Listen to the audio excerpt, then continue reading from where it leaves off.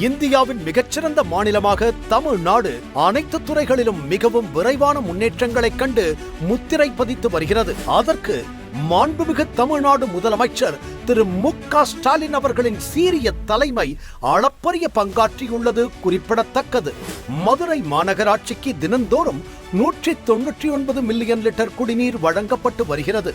எதிர்கால குடிநீர் தேவையை கருத்தில் கொண்டு முல்லை பெரியார் திட்டத்தின் கீழ் கூடுதலாக 125 மில்லியன் லிட்டர் தேவையை அடைந்திட ஏதுவாக ரூபாய் 2070.69 கோடி பெருமானத்தில் முனைப்பான திட்டம் வகுக்கப்பெற்று அவை துரித கதியில் செயல் வடிவம் பெற்றுள்ளன.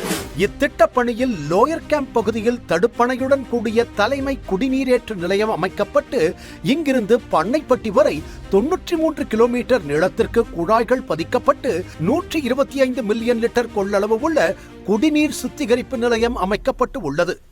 இங்கிருந்து மதுரை மாநகர் வரை 54 கிலோமீட்டர் நீளத்திற்கு குடிநீர் குழாய்கள் பதிக்கப்பட்டு புதியதாக கட்டப்பட்ட 38 மேல்நிலை தொட்டிகளில் குடிநீர் நிரப்பும் வகையில் 95 கிலோமீட்டர் நீளத்திற்கு குழாய்கள் பதிக்கப்பட்டுள்ளது.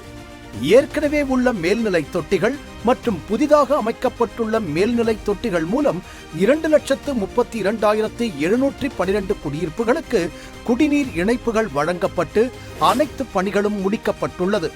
இத்திட்டம் இன்று மாண்புமிகு தமிழ்நாடு முதலமைச்சர் திரு மு.க. ஸ்டாலின் அவர்களால் தொடங்கி வைக்கப்பட்டுள்ளது.